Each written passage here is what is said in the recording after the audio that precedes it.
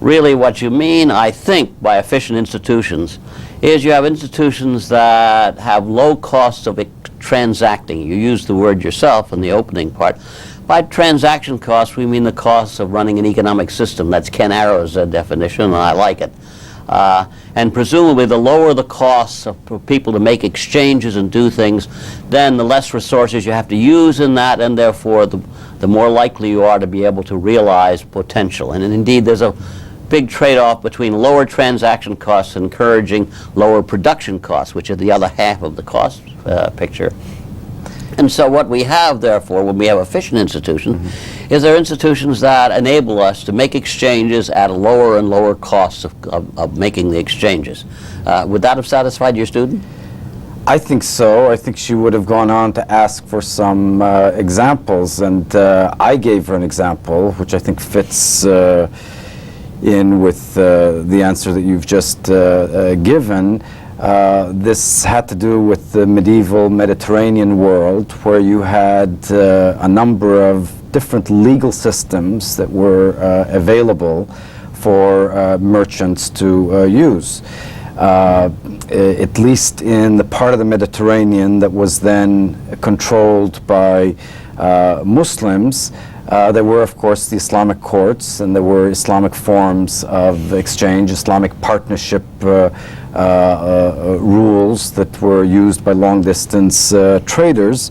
But there were also the Jewish equivalent of these partnership forms. There were the Christian equivalent. And the non-Muslim minorities, the Jews and Christians living under Islamic rule, were perfectly free to use their own courts and to use their own forms of exchange and forms of contracts if it so suited them. They were also free to use Islamic partnerships and to take their disputes to the Islamic courts. At that time, many non-Muslims were preferring to use the Islamic courts. They were preferring to do long-distance trade under Islamic partnerships, by forming Islamic partnerships, as opposed to Jewish partnerships. Maimonides, the famous Jewish philosopher who lived in Islamic Spain, complains in one of his books that the Jewish merchants of Spain were doing business in the manner of Gentiles. What does he mean by this? The Gentiles to whom he was referring to were the Muslim Arabs of Spain. And what did he mean by doing business in the manner of the Gentiles? It meant forming Islamic partnerships. Now, why were the Jewish merchants, when they could have formed Jewish partnerships and used the Jewish courts, why were they doing business in a different way? The reason is that the Islamic partnership law offered flexibilities that were very valuable to the merchants.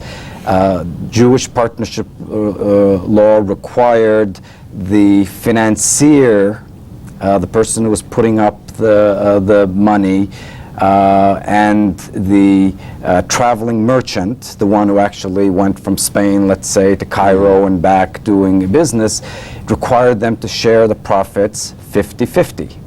Whereas Islamic law gave the merchant and the financier the flexibility to set their own profit ratio, and depending on what they were going to trade in, depending on the reputation of the merchant, depending on the risks involved for the merchant, they could change the share. So evidently this was valuable enough that the Jewish merchants were preferring the Islamic to conduct their business by forming Islamic partnerships. Here is evidence that the players themselves, regardless of whether we as economists recognize what is efficient and what is not, the players themselves are telling us that one of these institutional forms was more efficient than the other. That's a good starting point. I think of transaction costs as the cost of measuring and enforcing agreements. And that sounds innocuous, but of course it's not, because by measurement you mean that all of the attributes of an exchange can be measured, and if you can't measure them, then it's very hard to make exchanges because you don't know what the value of whatever it is you're exchanging is. So measurement and enforcement, and flexibility, of course, is one of the things that lowers measurement costs. If you have a flexibility to do things in different ways. I suppose I want to ask you back then, since you're an expert on the history of the Muslim world, I want to ask you... Not quite an expert, I'm still learning. Well, you're as much of an expert as we got in this room, friend. Okay. But I want to ask you, how then in a Muslim world would the fact that the state enforces or creates and enforces the institutions, would that make for inefficiency or efficiency in the world that you're talking about, in the Muslim world? I.e., would the state be interested in efficiency, and in that sense try to adjust Muslim law so that you'd create institutions that would do this, or not? Depends on the time period. In the 10th, 11th, and 12th centuries, when Islamic law, classical Islamic law, what is called the Sharia, evolved, the jurists who interpreted the Quran, the classical sources of Islam, and formed classical Islamic law, were very sensitive to the needs of merchants. And there's a very good reason for this, because many of them were merchants themselves, or many of them were investors. So the partnership law was developed by the Islamic jurists in the 10th, 11th, 12th centuries, was the most advanced partnership law for the time, because it was created by merchants. And all these flexibilities were introduced because they had obvious efficiency implications. However, the Islamic law ceased to be controlled by people with an interest in commerce.